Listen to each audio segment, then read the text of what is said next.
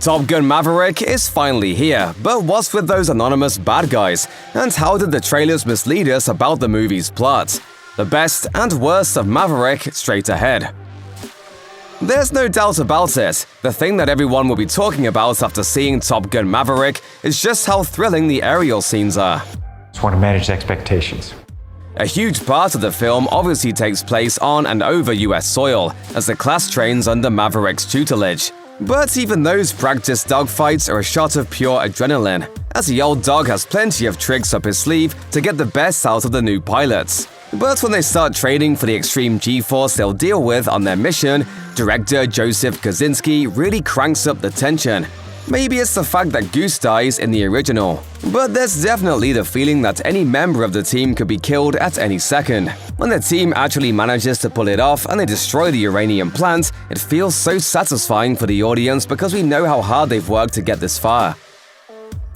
The film does a pretty good job of carving out the tense relationship between Maverick and Bradley Rooster Bradshaw, and it's understandable why the young pilot would be so hostile toward his father's best friend, considering the circumstances. But even so, it comes across like the audience is missing something.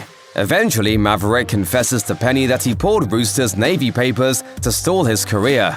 Why? Because he'd made a promise to Goose's wife that he'd stop Rooster from ending up like his dad. No, we don't see Meg Ryan reprise her role. We're only told that Maverick made her the promise before she died.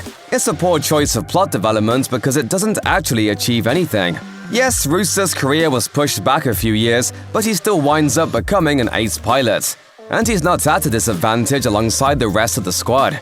The reveal about the promise also doesn't drastically change his relationship with Maverick, since it was already strained in the first place because of Goose's death. Top Gun Maverick is an epic race against time to blow up a uranium plant, one that requires expert precision and just the right amount of speed to make it into and out of the mountains. And although it goes smoothly for the most part, one moment sees Rooster nearly get gunned down, and Maverick uses his own plane to save him by throwing himself in the way. It's here the film throws the audience a curveball by ramping up the tension in a new way, as Maverick crash lands behind enemy lines and even tries to outrun a gunship that tries to annihilate him as he runs through the snow. It feels like an extra chunk of the movie that we didn't pay for, because by that point, the movie and the trailers had lulled the audience into thinking that all the action had to take place in the skies. It feels very unpredictable in the best way. There's no way Paramount could have done a Top Gun sequel without bringing back Val Kilmer. It would have been blasphemous. Thankfully, Kilmer reprises his role as Iceman, who has since progressed through the ranks to become a 4-star admiral in the Navy. And he still bails Maverick out whenever he gets in trouble. Because what are friends for? Iceman's even there to offer his friends some guidance with the team and with Rooster when things start to get tough. It's an incredibly touching moment, one that really helps provide part of the emotional backbone of the film. But as Iceman's wife, Sarah, explains to Maverick, the Admiral is suffering from cancer, and he doesn't have long left. Unfortunately, he passes away before the uranium mission and gets a full military funeral to honor his legacy. It's sad, but it also feels a little morbid considering Kilmer's recent struggle with throat cancer. The star went public with his diagnosis back in 2017 and underwent chemotherapy as well as a tracheostomy, which has damaged his voice. Although thankfully he's been cancer-free for a few years, killing Iceman in Top Gun Maverick and making such a big deal about his death feels a little off. During the finale, Top Gun Maverick delivers yet another punch-the-air moment as Maverick and Rooster are just seconds away from making it back to the aircraft carrier following their daring escape out of enemy territory. It's a pulse-pounding sequence as they dodge missiles and try to outmaneuver the last fighter jet that just won't stay off their tail. That's when Hangman roars onto screen as he swiftly shoots down their attacker, saving the day. The moment works so well largely because of the rivalry between Hangman and Rooster, which the former takes too far by making jabs about Goose earlier on in the film. The hot-headed pilot coming in at the last minute shows he's capable of redemption, as well as proves to the rest of the squad that he's not as selfish as he makes out and that he's a team player. Where's he going? That's why we call him Hangman. He'll always hang you out to dry. Yes, Rooster and Hangman are the new Maverick and Iceman, but it works so well.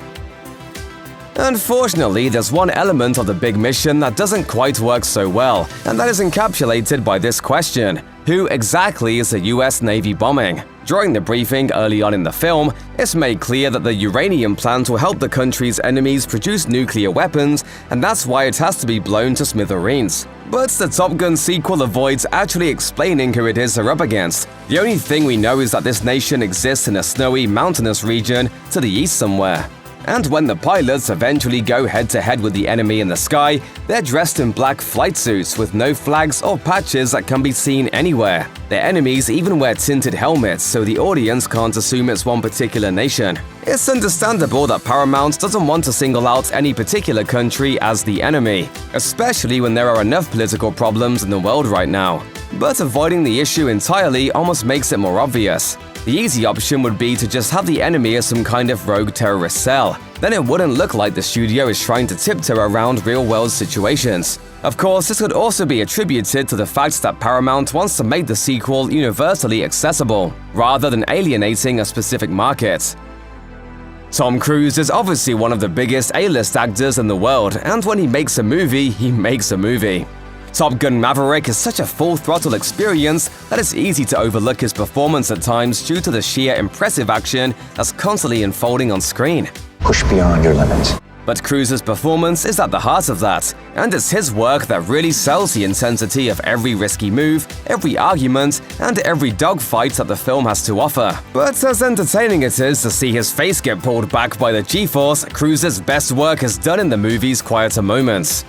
The playful dynamic between Maverick and Penny highlights his charisma, but they also have a tender, quiet respect for their vastly different lives. Then there's obviously the brilliantly heartfelt scene with Maverick and Iceman, which helps the seasoned pilot figure out a way of making his students actually behave like a team. And although we have our issues with the movie killing Iceman, Cruise's performance in the funeral scene feels genuine and well-earned. Of course, he pulls out his signature action hero run in the finale. But the moment which perfectly captures what makes Cruise great in the sequel is right at the start when he races alongside a jet while on his motorbike. The man's got a grin from ear to ear, and it's obvious he's having the time of his life.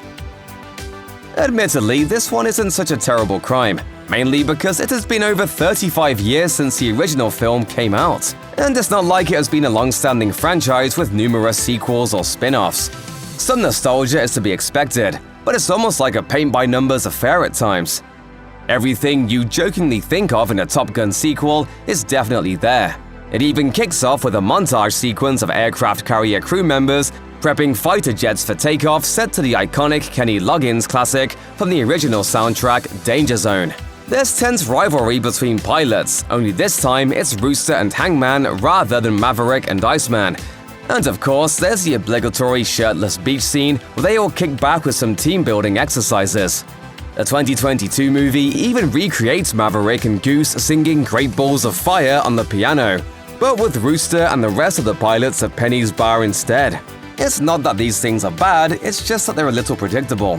Thankfully, director Joseph Kosinski mostly leans on the right side of nostalgia here. And although it doesn't look like there will be a Top Gun 3 anytime soon, the baton has clearly been handed over to Rooster, Hangman, and the rest of their squad. Check out one of our newest videos right here, plus even more Looper videos about your favorite movies and TV shows are coming soon. Subscribe to our YouTube channel and hit the bell so you don't miss a single one.